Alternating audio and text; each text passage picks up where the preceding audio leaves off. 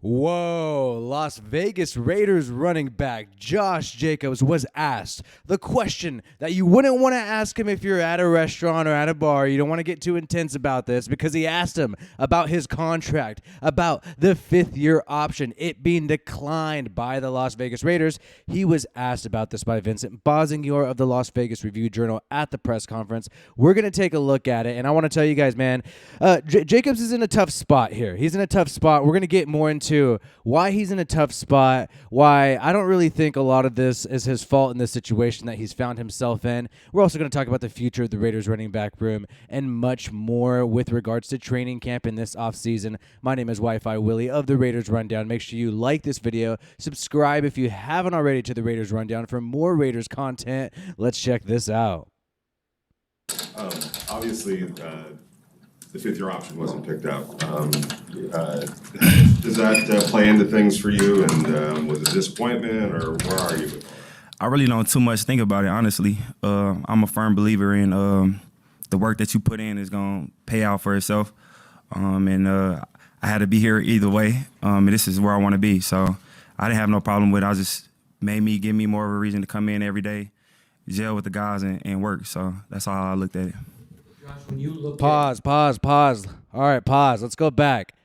I had to be here anyway. I mean, he's trying to be positive when he says this, but he says, I had to be here anyway. And here's the thing about rookie contracts in the NFL is you're kind of stuck. You're stuck at the team that you were drafted by. You're on this contract for 4 years. You could possibly get the fifth-year option to be extended into the future, but really, you don't really have a say into where you go. You are locked in. Think back to the draft just this past year. Jameson Williams, the wide receiver who thought he was going to be drafted by the Chiefs, hopefully, to be the next Tyreek Hill, but instead, he was drafted by the Detroit Lions, and now he's going to be rolling with Jared Goff. And you could see the look on his face. You could see the anger and frustration because he knows he has to be there anyway. He's trapped, right? And Josh Jacobs was saying this comment, he has to be here anyway. And I do think he did look a little upset when being asked this question, which is fair because, to be completely honest, Josh Jacobs was in a pickle due to the fact that we have a new coaching staff. We have a new coaching staff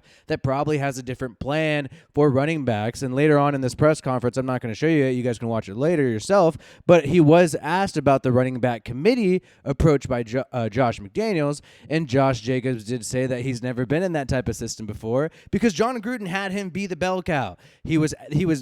Jacobs was asked, does he prefer committee approach because he gets to stay healthier, or does he want the ball? Obviously, he wants the ball. He didn't really give an answer to that, though. What he did say is, hey, I've never been in it before, and I'm just trying to get better so I can get some reps in this year and actually play. And the reason why I'm telling you guys that he's in a bad situation due to the fact that we changed coaching staffs is because I really do believe John Gruden would have maybe exercised his fifth-year option or had a contract done by now.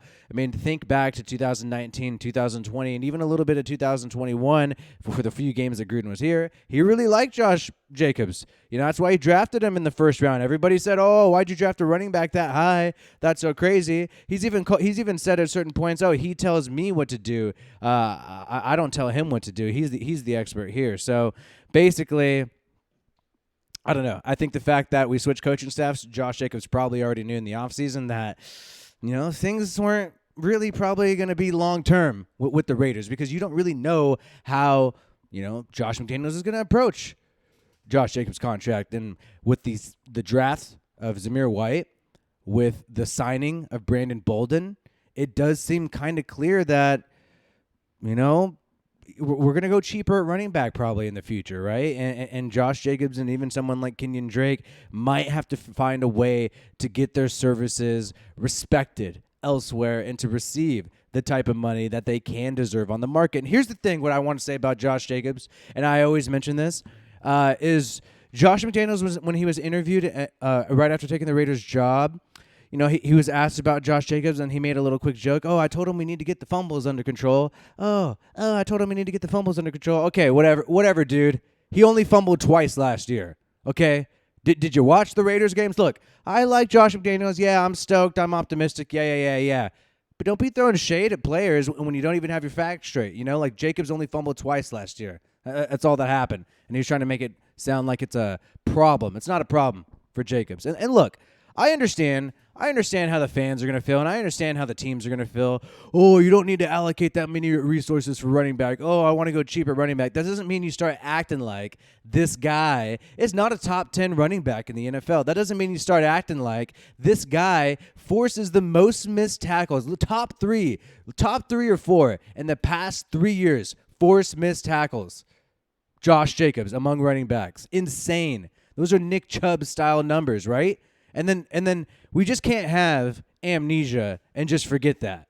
So what I really hope happens is that Josh Jacobs proves a lot of haters wrong and maybe gets to get the majority of snaps at running back this year, because I literally believe we are more productive when he's on the field.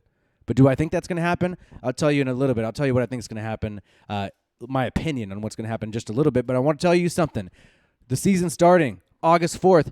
First preseason game, Hall of Fame game. You got to get your tickets now. You got to save some cash when you are buying some tickets. So make sure you use SeatGeek. Right here, promo code WiFiWillie. Save $20 off your first order on SeatGeek. I don't know how, just whenever you're ordering for your very first time on an account, you could save $20 with promo code WiFiWillie. I'm saving you money. I'm not trying to sell anything. You're probably going to buy tickets anyways. Save some money with SeatGeek. And there's tickets to all kinds of things there. Music, you got, any type of sporting events, all kinds of stuff. Opera. I don't know how many Raiders fans go to the opera, but if you want to go to the opera, you could save some money on that too as well.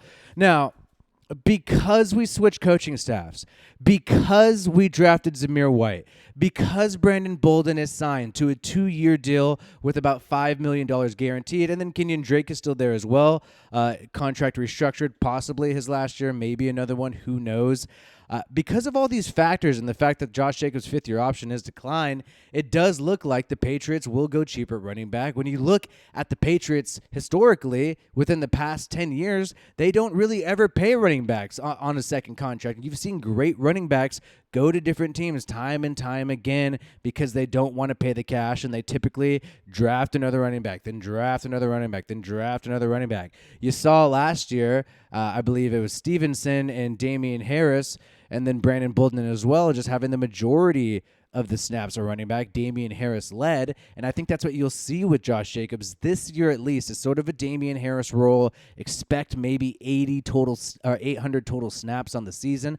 That's what I'm just predicting. I'm just saying my opinion right now based on the history of the Patriots running back room, based on the contract situation with all of our running backs on the roster this year, and based on the fact that the Patriots offense with the Raiders, the Patriots offense, oh my God, Freudian slip, right? Josh McDaniels' offense with the Raiders, I don't think is going to be like the Patriots offense over the past 2 to 3 years, where it is kind of a little bit more smash mouth football. I do think they're going to air it out more. I think you're going to see it kind of like maybe the 2000, late 2000s era with Brady, Randy Moss, all those characters, all those targets. I think you're going to see them air it out a lot more, a higher tendency towards passing in comparison to the past few years with the New England Patriots while Josh McDaniels was there. So all these factors lead to a sticky situation, I believe, for Josh Jacobs, but hopefully he has a great year. And regardless of if the Raiders give him his second contract or another team, I hope that happens for Josh Jacobs because he's been a great player and a hard worker for the Raiders. And I don't forget history, and I don't forget how much effort and work and sacrifices some of these players have made to just help support this team and help the rest of the team. And I don't think we should forget that. Hey, like this video if you haven't already, and subscribe to the Raiders Rundown for more Raiders content. My name is WiFiWillie. Peace out, and I hope you have a good one.